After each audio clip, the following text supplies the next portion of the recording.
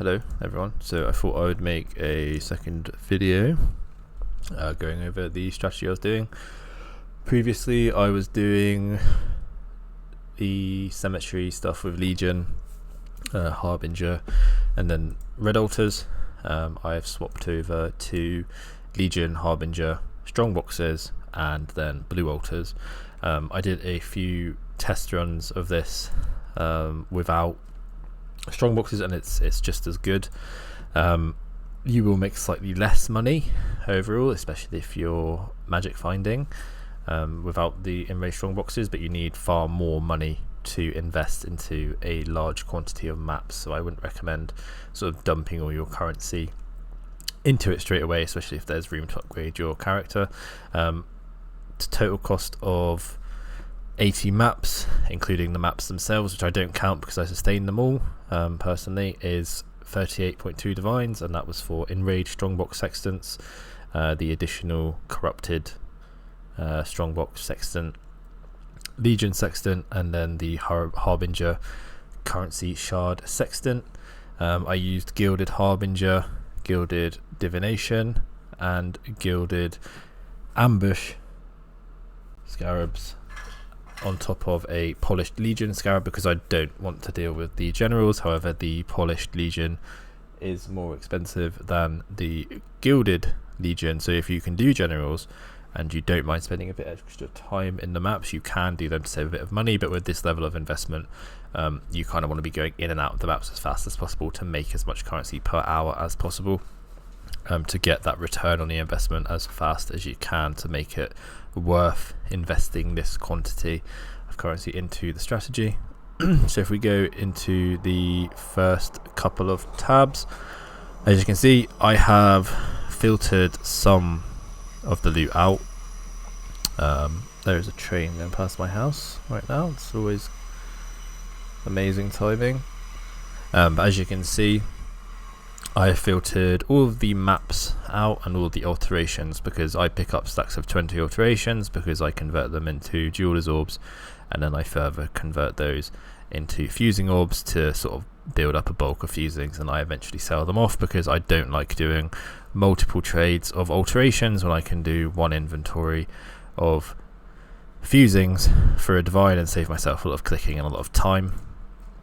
So I filtered out all the alterations and then all of the maps, which I've put into a 40/10 chaos tab. So these are all 4C each, and being sold in quantities of 10 or more. This is the returns from 80 maps. As you can see, it's far more than 80. I'm not sure how many there is in here, but it's about 300, I would assume, maybe a bit more, and then a few Shaper and then a couple of Conqueror maps on top of that as well. I will open the Excellence up now just to sort of give a better overview of the loot. So I did receive 2 fracturing orbs. So one of these orbs was a conversion from the Atlas passive skill point that has a very low chance to convert the shards into the orb, but I did complete a full orb myself, so that realistically you would only have one of these on average.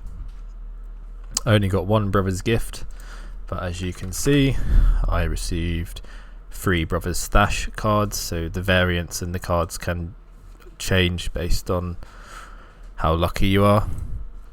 A couple of other notable things that dropped was an Immortal card. So this just dropped out of a Legion Strongbox. This is a 10 divine card, or 5 divine card, I believe. It's the House of Mirrors card.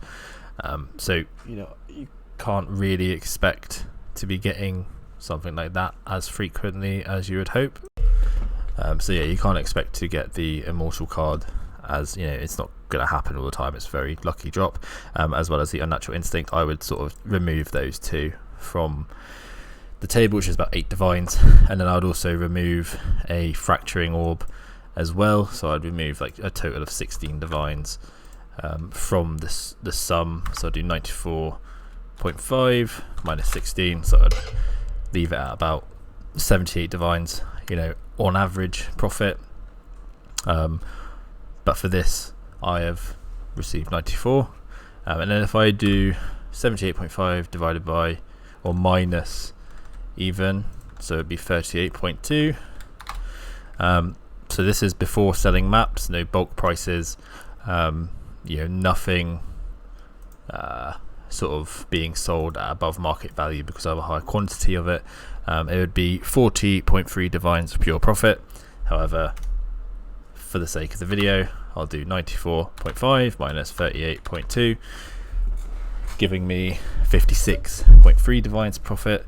If I was to sell the maps in bulk, I'd probably sell 150 of them for about 3 divines, so I'll do 3, giving me a total of 59.3 divines profit from 80 maps, which I am overall very, very happy with. The breakdown, so obviously you've got the brothers cards, so you've got 1 5 divine card and then 3 5 exalted cards, the fracturing orbs making up 16 divines of the total profit, which is very, very large. The immortal making up 5 divines, which is very, very large. You could sort of supplement the immortal card for a brother's gift, really. So if I was average drop rate, you would expect to have 2 brothers gifts and 2 brothers stashes in a perfect world. Obviously the Unnatural Instinct is a nice bonus of 3 divines, and then I've got 12 raw divines here, so 12 raw divines. And then scarabs, so I think it's just over 10 divines in scarabs, so 2,228 chaos in scarabs. And then the rest of it is just like random bits of currency. Annulment orbs over here, it's like a divine, about a divine's worth of ancient orbs, 4 or 5 divines worth of sextants, random div cards that have dropped, maybe being like 50C or above. There's a whole list of things that sort of add up, which is why Legion is so good, because it just shits out currency. And obviously you've got the incubators, which give you stacked decks, so that is coming up to about nearly 10 divines worth of stacked decks right there. And obviously Harbingers drop loads of maps, you get loads of currency conversions from Legion and Harbinger. And then obviously you get any added quantity or whatever you get from the Eldritch altars. So overall I'm very, very happy with it. I'm not going to do a full loot breakdown like the other ones because I'm not going to go through adding up all the currency, but there's also like 400 raw chaos in here somewhere, like so there's nearly 2 divines and exalted orbs, and then chaos orb. There's 494 raw chaos orbs just sort of sat in that stash. So it's all very, very easy to sell. Overall I'm pretty happy with this strategy. I probably won't continue with the Enraged strong boxes, even though you make more money. I think it's so volatile, and the amount you're investing for like that kind of gamble on if you're going to make a lot of money, it just doesn't seem worth it. So I think for now I'm going to stop with the Enraged strong boxes and just continue with what I've been doing. But overall I'm pretty happy with the farm. Pretty nice return on the investment. Obviously I made 200% return on the investment, and I have seen a lot of people doing a similar strat but using Wandering Path. I don't know why. I think like Wandering Path is just cringe. So obviously doing a Wandering Path strategy, it's one of those things. I'm not 100% certain about the Wandering Path stuff, but I've seen people do it and the return on the investment seems about the same, and the maps just seem a lot harder for no real reason. But yeah, overall I'm pretty happy with the strategy. At this passive and the scarabs and sextants and stuff, just like the other video, will be in the description. Obviously if you found this video interesting, make sure to like and subscribe. And one thing to go over, the 80 maps took me about 4.5 hours to do, maybe a bit more, maybe 5. So this strategy is actually around, for me personally, it was around 10 to 12 divines per hour.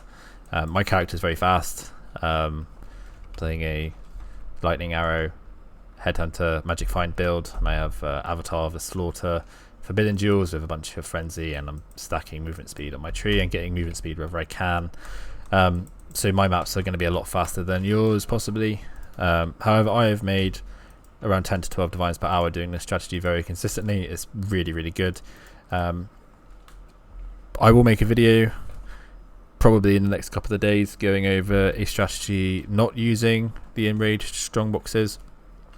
Basically you just swap out the strongbox stuff for Gloomshrine Hunted Traitors, and then you swap out the ambush scarab for a sacrifice fragment, and you just run Polished Legion, Polished Divination, and then Polished Harbinger. You don't need to do the gilded, but you can do the gilded optionally if you want, but you're spending quite a lot per Harbinger at that point, and then you chisel Arcane Vow. So if you want to do that as an alternate strategy, feel free, but I'll be making a video on that in the future.